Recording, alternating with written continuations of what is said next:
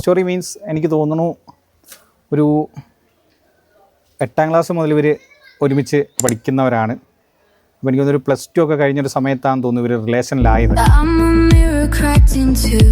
അന്നേരം വീട്ടിൽ ചെറിയ ഡൗട്ട്സും കാര്യങ്ങളൊക്കെ ഉണ്ടെങ്കിലും ഞാൻ അങ്ങനെയൊന്നുമില്ല, ജസ്റ്റ് ഒരു ഫ്രണ്ട്ഷിപ്പാണെന്നാണ് പറഞ്ഞിട്ടുള്ളത്. ഇങ്ങനെ റിലേഷനിലാന്ന് ആദ്യമായിട്ട് പറയുന്ന എന്നോടായിരുന്നു.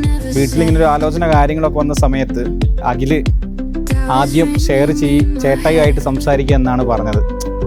അപ്പോൾ അഖിലിനത് എന്തോ എനിക്ക് അങ്ങനെ ഭയങ്കരമായിട്ട് സ്ട്രൈക്ക് ചെയ്തു. അപ്പോൾ തന്നെ എനിക്ക് അവൻ്റെ ഒരു ക്വാളിറ്റി കാര്യങ്ങളൊക്കെ മനസ്സിലായി. അപ്പോൾ ഞാൻ അവളോട് പറഞ്ഞൊരു കാര്യം എന്ന് വെച്ച് കഴിഞ്ഞാൽ അവളുടെ ഹാപ്പിനെസ് എന്താണോ അതിൻ്റെ പുറകെ എന്നുള്ളൊരു കാര്യമാണ്.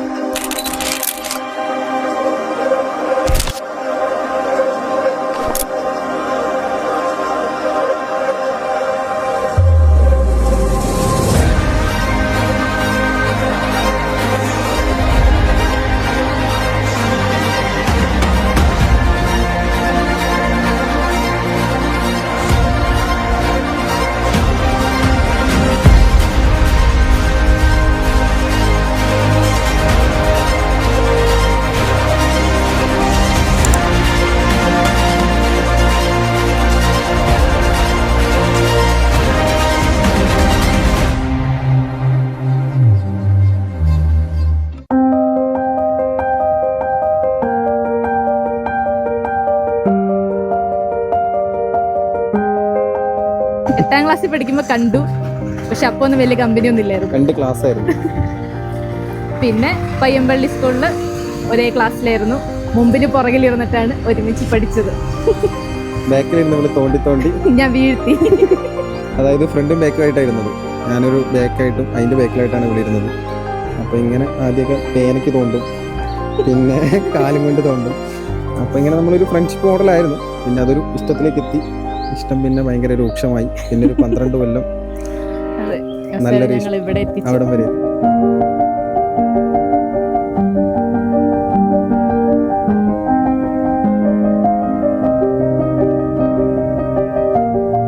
അവൻ അന്നേട്ടനെക്കാട്ടും ഫ്രണ്ട്ലിയാണ്, കുറെ കൂടെ ഓപ്പണായിട്ട് സംസാരിക്കും. പിന്നെ എന്നെ സപ്പോർട്ട് ചെയ്യും കുറെ കൂടെ. മമ്മീനെക്കാട്ടും എന്നെ സപ്പോർട്ട് ചെയ്യും. അതൊക്കെ തന്നെയാണ് വൈബ് എന്നൊക്കെ പറഞ്ഞാൽ. എന്നാ പറയാ, ചെക്കൻ അടിപൊളിയാണ്.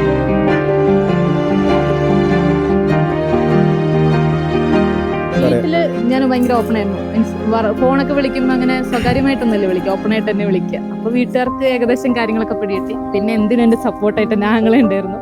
ആദ്യം തന്നെ ചേട്ടനോടാണ് ഞാൻ പറഞ്ഞത്. ഞാൻ ഇങ്ങനെ പറഞ്ഞു, അഖിയാന്ന് പറഞ്ഞില്ല, ഇങ്ങനെ ഒരാൾ ഇഷ്ടമാന്ന് പറഞ്ഞു. അപ്പോൾ ചേട്ടൻ തന്നെ ഇങ്ങോട്ട് ചോദിച്ചു, അഖിലല്ലേ? ഓക്കെ പറഞ്ഞു. ചേട്ടൻ വീട്ടിൽ പറഞ്ഞ് സെറ്റാക്കി തന്നു. ഞങ്ങൾക്ക് ഭയങ്കര സപ്പോർട്ടായിരുന്നു ചേട്ടൻ എല്ലാ കാര്യത്തിലും. പിന്നെ എനിക്കൊരു അളിയനെ പോലെ, അളിയൻ എന്ന് പറയാൻ പറ്റില്ല, എനിക്കൊരു ഫ്രണ്ടിനെയാണ് കിട്ടിയത്. പിന്നെ ഇവളെ കിട്ടിയതിന്റെ കൂടെ വേറൊരാളെ കിട്ടിയത്.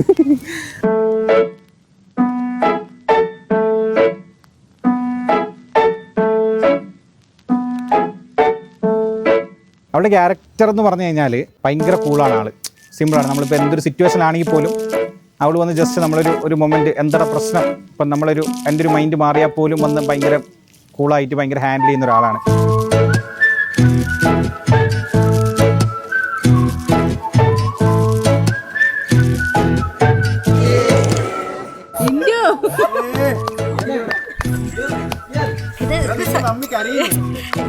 ഇത് സങ്കടം കൊണ്ടല്ല, ആനന്ദാശ്രു അല്ല. രേഷ്ണ കുറെ ആഗ്രഹിച്ച്, എന്താ പറയാ, രശ്മി ദിവസത്തിന് വേണ്ടി എത്രയോ കാലം കാത്തുന്നതാ.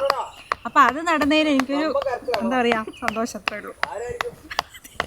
വട്ടാരം ചുറ്റുവേലി പ്രാവോ നീ, കണ്ണീരിൽ പൊട്ടിയ പട്ടം പോലെ ഞാൻ.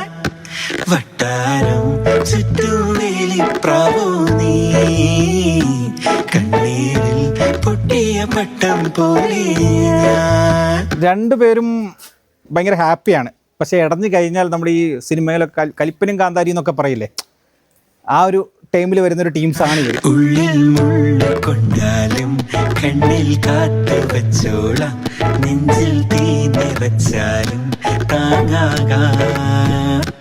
ഉള്ളിൽ മുള്ള കൊണ്ടാലും കണ്ണിൽ കാത്തു വച്ചോളാം, നെഞ്ചിൽ തീ നിറച്ചാലും താങ്ങാകാം.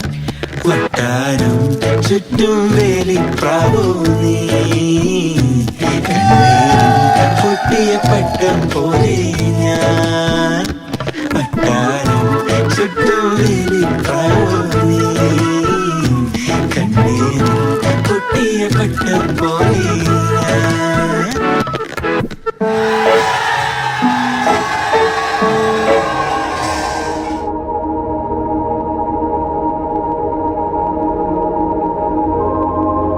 ശരിക്കും പറഞ്ഞു കഴിഞ്ഞാൽ അവൾ പോയി കഴിഞ്ഞാൽ ഞങ്ങളുടെ വീട് ഉറങ്ങിയ പോലെയാണ്. എസ്പെഷ്യലി എനിക്ക്.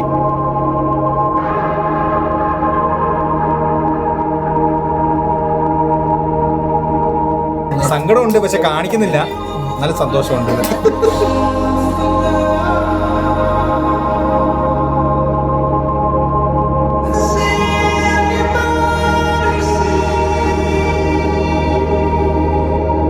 രേഷ്മ കല്യാണം കഴിച്ചപ്പോൾ എനിക്ക് സന്തോഷം കൊണ്ട് എൻ്റെ കണ്ണിന്ന് വെള്ളം വന്നതാണ്.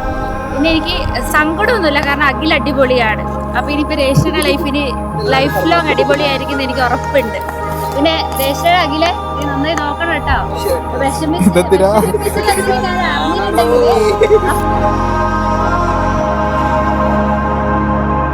അപ്പുവിനെ പറ്റി അവളോട് ഞാൻ പറയാനുള്ളത് കുറച്ച് സൂക്ഷിച്ചതൊക്കെ ഉണ്ടാവും.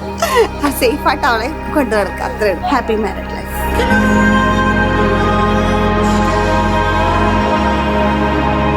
സിമ്പിളായിട്ട് പറഞ്ഞു കഴിഞ്ഞാൽ ഞാൻ അളിയനോ വിളിച്ച് പറയാറുണ്ട്, അളിയാ ഞാൻ പെട്ടു എന്ന് പറയാറുണ്ട്. അപ്പോൾ ഇപ്പോൾ തിരിച്ചും എനിക്ക് അങ്ങനെ പറഞ്ഞു, അളിയൻ പെട്ടു, വേറൊന്നും എനിക്ക് പറയാനില്ല.